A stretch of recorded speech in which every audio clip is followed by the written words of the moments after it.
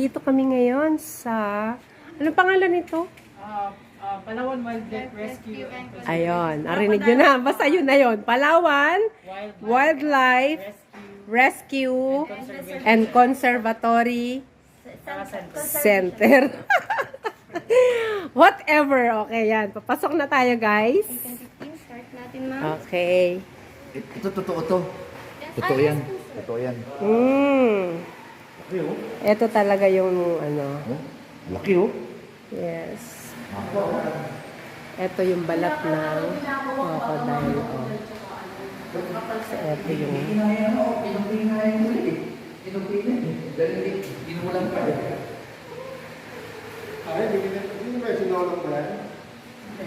Si Lolong haba, no? Di ba si Lolong to? Oo. Si Lolong yan? Si Lolong yan. Si Lolong ba to? Wait ko natin yung short briefing po. Malalaman ko yan, sir. Crocodile Survey and Habitat Assessment.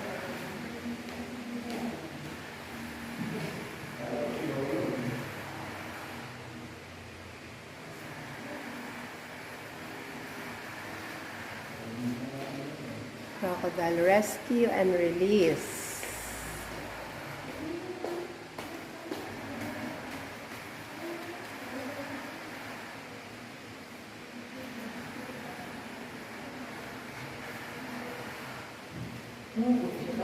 Sila 5 minutes. Lamang 10. Ay, alas 40 ka lang. Hindi na lang, hindi lang. Lumaki pa, hindi lang yung dalawa. Sunod at crocodiles. Yes. Saan? Good morning and welcome po sa Palawan Wildlife Rescue and Conservation Center. This is formerly known as Crocodile Farming Institute or Crocodile Farm. Ako nga po pala si Erlina OGT student po from Islamina National High School, and I will be your guide for this tour. Before we proceed to the live crocodiles, I just want to give some information about this skeleton. This is Rio, male saltwater crocodiles which was caught in the Tuba River, Batarasa, Palawan. Siya po ay may habang 17.6 feet or around 5 meters. Ito po yung tunay na balat ni Rio. Ito commercial value anymore na po because ang ginagamit po sa paggawa ng shoes bag ay ang skin ng mga young crocodiles which is 3 to 5 years old. Yes po. But here we are po, hindi po tayo commercial. Hindi pwedeng hawakan yan. Hands off eh. Tatouch ko lang ha. So dito po, hindi po tayo commercialize para po sa skin and for meat. All products made from crocodiles is locally imported from Coral Farm in Tanay Rizal and Davao Crocodile Farm. So, Rio was captured August 4, 1990 because he attacked a fisherman. It was confirmed that he swallowed the right leg of the victim. Oh my God. No. Patay. Yes po. Patay. Okay. At kung natatandaan niyo po si Lolong po ay may haba na 20.3 feet. So Mas mahaba. Longer than Rio po. Okay, Yes oo. po. At siya po ay hindi po dito sa Palawan. Siya po ay galing sa Agusan del Sur in Mindanao. Ngayon po siya ay nasa National Museum in Manila po. So before we proceed to the live crocodiles po, I just want to remind that to put your hands in things inside the tracks of the baby crocodiles. Yes. Dahil po kahit sila po ay maliliit pa, sila po ay nakakatalong at kaya po pumupul ng mga tayo. Oh my God. Oo. Yes po. Yes. Okay. Okay. Ito na lang ako.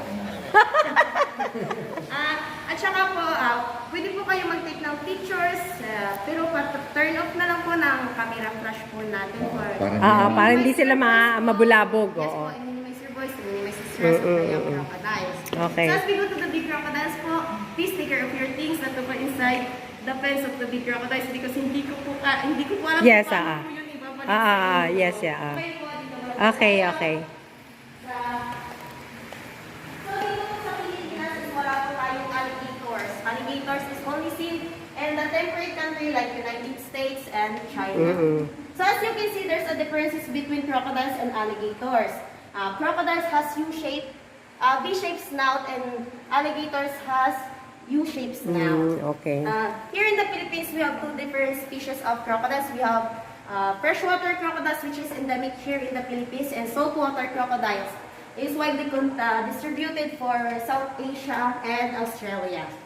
So, dito na po tayo. Okay. Punta na po tayo sa hatchling house.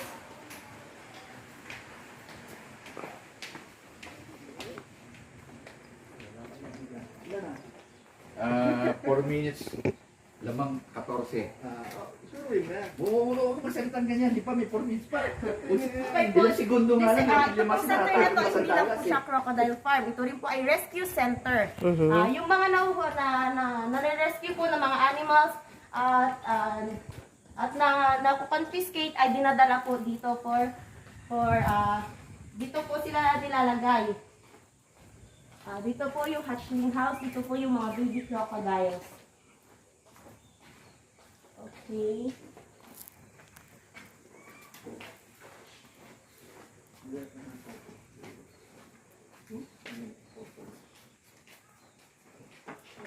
O, papasok na tayo, ha? Oy, baka may dumukwang sa amin, ha? No, ma'am. Pwede po kayo magtignan picture. Pwede niyo po silang tingnan. Huwag niyo lang po ilalagay yung daliri niyo po. Okay. Mga buhay to? Oo, buhay nga. Yun o. Oo nga, buhay. Hindi ka natutulog eh.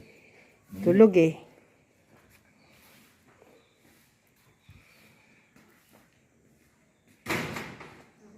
Ayun, oh.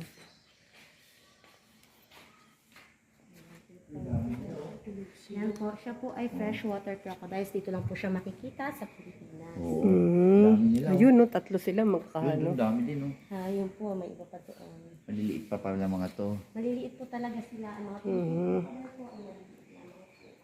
Ito, ang dami nila, oh. Ayan, dami nila, oh. Gano'ng kalaki yan? tulog pa din. 2 to 3 meters. Hindi, ayun, gumagalaw sila, oh, ayun, oh. ng mga freshwater crocodiles.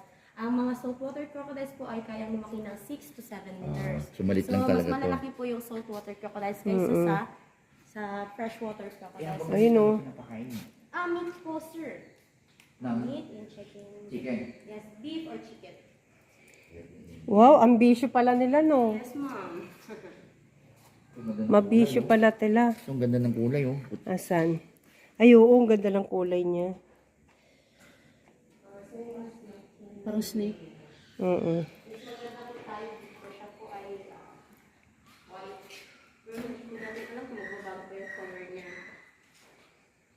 Bago pa yan at habang lumalaki. Siya po ay saltwater crocodile. Kaya pala nilang, ano, no, dumukwang ng daliri. Yes po. Kaya po nyo lang Ay, ang ganda ng kulay niya, oh. Yes po.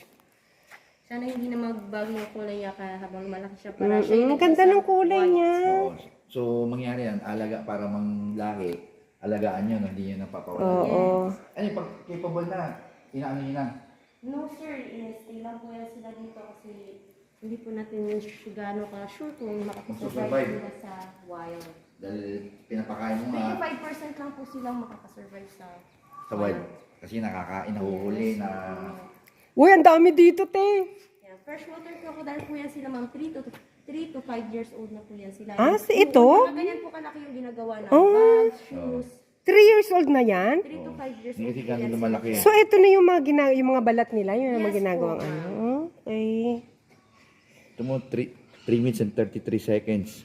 Sakto. Ito naman. Oo, sakto. Nasa crocodile tayo, Lakers pa din. Wala siyang bag, tsaka hindi patay yung crocodile. Yes po.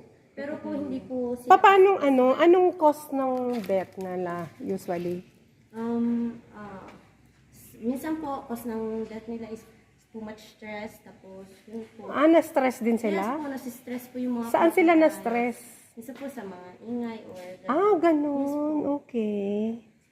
Na-stress din pala kayo, oy?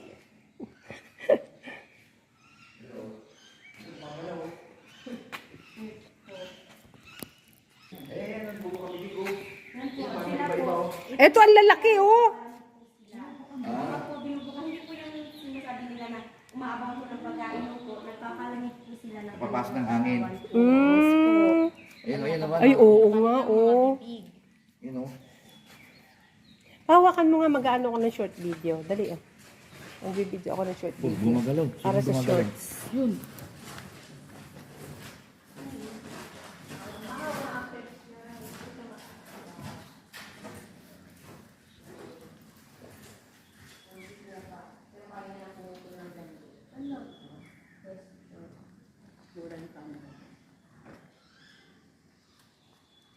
Ikaw, gagawa ako ng short video. Dito dito malalaki.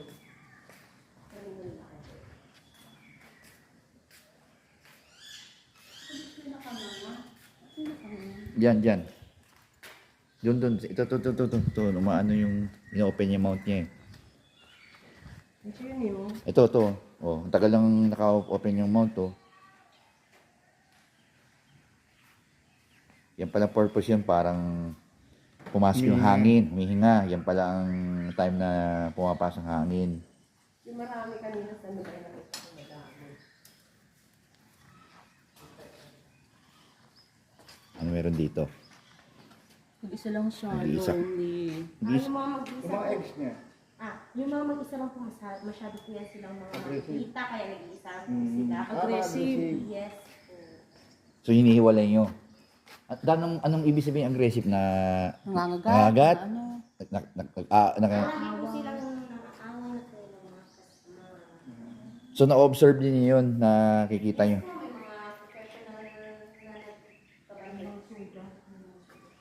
So Pagka binibidyoan ko siya, tumitigil siya. ay, Ayaw niya. ano siya, camera shy ka. Wala na dito. Ito po yung pagkakaiba ng freshwater and saltwater crocodiles. Ang saltwater crocodiles, ang freshwater crocodiles pala can grow 2 to Yan. 3 meters only lang po siya. At ang saltwater crocodiles naman can grow up 6 to 7 meters. As you can see po, they lay eggs a lot but once a year only po. Month of March, April, and May. And it will hatch within 90 days po. Okay. Parang aso rin, Yes 90 po. days. Oo. So if you're done po, dito na po Oh, tayo sa tata. mga big crocodiles. Okay. Big crocodiles Oh. na tayo. Yes po. Ay, yung mga big. Ayan, diretso mo lang big crocodiles. Ano yun? Pagka nag-13, stop mo. Akin ako na muna. Mamaya pagka ano. So aside from crocodiles po, mayroon din po kami parrot and talking myna po. Sila po yung mga na-confiscate ng mga illegal, galing sa illegal traders. Oh, yun nagsasalita po siya. Nagsasabihan ka pa po yan ng pangit. Pwede Pangit? lapitan. Asan? Yes po, pwede pong lapitan sila. Asan? Ayun. Yung mga parrot nyo, Asan? Yan po, Ayun. parang naman po yung talking myna. parang si Whitney. Pretty! Yung nagagaya pa yung... Oo. Pangit! Pangit!